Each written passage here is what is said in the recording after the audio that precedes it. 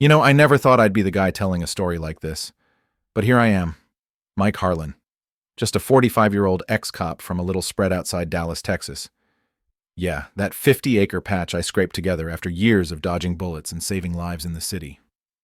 I pulled up one evening after a quick trip to check on my dad in San Antonio, only gone 3 days tops, and bam, there's this gleaming chain-link monster of a fence wrapping my whole damn ranch like a bad Christmas present, complete with a locked gate on what looked like someone else's dirt. A private property, Oak Ridge Estates, HOA. No trespassing sign smirking right at me as if I'd crashed their party. I shook that gate till my arms ached, heart pounding like I'd just chased down a suspect, but it didn't give an inch. And in that moment, staring at my horses grazing inside like prisoners, I felt this raw fury bubbling up. Not just anger, but a deep gut punch. Like they'd stolen my freedom, my peace, the one thing I'd earned after all those nights wondering if I'd make it home. It started innocently enough, or so I thought. My ranch was my sanctuary. Wide open skies, a few cows lowing in the distance, the smell of fresh hay mixing with that Texas dust. And for 2 solid years it was bliss. No neighbors breathing down my neck, just me fixing up the old barn, planting some apple trees, waking to roosters instead of sirens. Then these developers swooped in next door, slapping up Oak Ridge Estates, this cookie-cutter suburb with manicured lawns and houses that looked like they belonged in a catalog. Folks moving in from the city, chasing that country charm without the dirt under their nails. Their HOA kicked in right away, sending these polite little letters at first. Your fence posts aren't uniform with community guidelines. Or, please relocate your pickup from view. It's disrupting our aesthetic harmony. I chuckled, tossed him in the trash. Hell, my land wasn't part of their club. I'd bought it free and clear. Boundaries surveyed twice over. But they didn't stop. Next came the knocks on my door. This slick guy named Richard Klein, HOA president, all buttoned up polo and fake smile, clipboard in hand like he was inspecting a crime scene. "Mike," he says, leaning in like we're buddies. "We're building something special here, a unified vision, you know? Your setup, it's visible from our homes, kind of clashes with the vibe we're going for." I stared him down, arms crossed. Vibe. This ain't a yoga retreat, buddy, and told him straight, if my cows offend your view, plant some hedges on your side. He backed off that day, but I could see the wheels turning in his eyes, that entitled gleam, like he couldn't stand some rough-around-the-edges guy like me not bending to their rules, their power trip over land they didn't even own. Things escalated quick after that. Strange flags popping up along my property line, surveyors snapping photos like paparazzi, mumbling about reassessments when I confronted them. I headed to the county office, chatted with this grizzled clerk who'd seen it all, and he leaned over the counter, voice low. "Watch your back, son. These HOAs, they're like little kingdoms, hungry for more territory, especially when a lone wolf like you sits on prime real estate they envy." He wasn't kidding. I stepped away for those 3 days to help Dad post-surgery, came back to that fence nightmare. Turns out Oak Ridge had bought this tiny 10-foot sliver jutting into my access road, built the gate right on it, locked me out without touching my dirt legally, but trapping me all the same. It was clever, I'll give him that. Motivated by greed, plain and simple. Developers whispering in their ears about expanding, turning my ranch into their green space to boost property values, erase the reminder that not everyone's life fits their glossy brochure. I could have raged, called lawyers guns blazing, but nah, that's what they expected from a hothead ex-cop. Instead, I simmered, called my buddy Jake in real estate, who owed me for pulling his family out of a wreck years back, and said, "Find me the owner of that gate plot, the one with the key shed."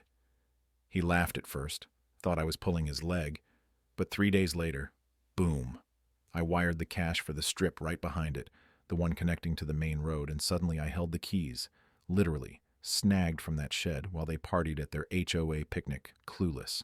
That's when the real fireworks started. I parked my beat-up Ford on my new turf, hammered in a massive, private property no trespassing sign, and right on cue, Richard storms over, face twisted like he'd swallowed a lemon, khakis flapping in the wind. "What the hell are you doing?" he snaps, voice dripping with that superior tone. I grinned, casual as can be. "Just marking what's mine, Rich. Turns out this patch ain't yours anymore." And handed him the deed, watching his jaw drop, eyes bulging as he stammers, This can't be." Oh, but it was. And as I pocketed the gate key with a wink, guess I'll let myself in now. He stood frozen, the picnic chatter dying behind him, folks whispering, pointing. But they didn't back down. Next morning, a parade of SUVs rolls up, Richard flanked by board members and their lawyer, Victoria Hargrove, this sharp-suited woman with a glare that could cut glass. She thrusts a folder at me. "You're in violation, Mr. Harlan. Your ranch is now enclosed in our perimeter, reclassified as community preserve." I folded my arms, pulse racing but voice steady. "Trespassing on my own land? You turned my home into your damn park?" Richard smirks. "It's for the greater good, Mike. Unity, you understand." Greater good my ass. It was about control. Erasing the outsider who reminded them of the wild Texas they paved over. Jealousy festering into harassment. I dialed my cousin Luke, top land attorney, put him on speaker. "You've got seconds to leave before we slap you with trespassing and worse." Victoria argues back, voice rising. "This is preposterous."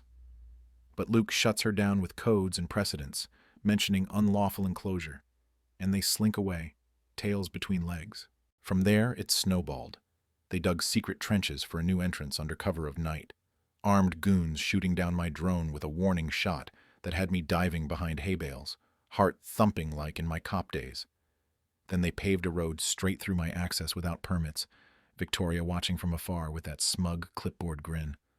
But I fought smart, called in Barry, the county inspector I once saved from a house fire, who whistled at the mess. No permits, felony territory. He shuts them down on the spot, finding them heavy, while their fake security patrols puff up like mall cops. "Vacate now!" Only for Barry to flash his badge, laughing.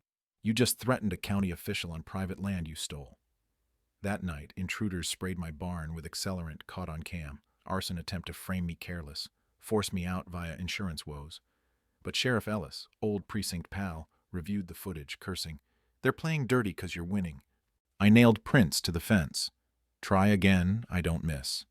And bought more strips from old Mr. Elias, the original landowner who'd sold piecemeal but kept slivers slicing through their clubhouse lot, their fountain, their trails, forgotten bits they overlooked in their rush for profit. The exposure hit next. I leaked everything to reporter Dana Reyes, who turned it viral. HOA tyranny, ex-cop battles land grab. Protests erupted, signs waving Free Mike's Ranch, their socials crashing under outrage. They retaliated with fake foreclosures. $20K in absurd fines for barn glare and cow noise pollution.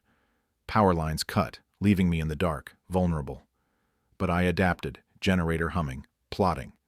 Then the bulldozer mourning. It rumbles toward my porch, driver yelling, "Paperwork says go!" Forged permits, felony fraud, till Sheriff Ellis sirens in, impounding it mid-roar.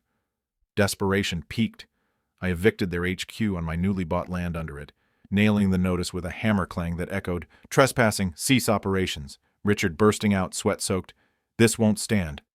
Me walking away slow. "Read the deed, Rich, you built on borrowed ground."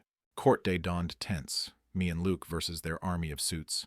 But we unloaded. Fakes, footage, sabotage. Then the flash drive from Victoria herself, slipping it to me at midnight, voice breaking, "They went too far. I didn't sign up for crimes." Judge Harlan, no relation thank God, leaned forward. "This is systematic harassment, fining him $750K, ordering arrests." Watching Richard cuffed, board hauled off, I felt, not joy, but closure. The weight lifting as deputies drove him away. But I saved the best. On that paved strip they botched, I built Liberty Grounds, a community arena for rodeos, barbecues, vet gatherings, crews hammering at dawn, residents gaping in robes. One yells, "You can't, it's residential." Me, "Trespassing, pal. Get ready for the noise." Dana broadcasts live. The keys with the man who fought back. Opening night, laughter fills the air. Sheriff jamming guitar, kids lassoing hay. Oak Ridge crumbles, investigations exposing developer scams, homes selling off. Months later, their new prez sends an apology. "You've shown us true community." I tucked it away, smiling. Sometimes victory's not lawsuits, but building joy where they sowed hate. Now what do you think? Was I the hero, or just another stubborn Texan? Drop a comment. Ever dealt with HOA hell? Who's right in these land wars, individuals or communities? Share your stories, hit like if this fired you up, and subscribe for more Real Talk tales. Thanks for listening.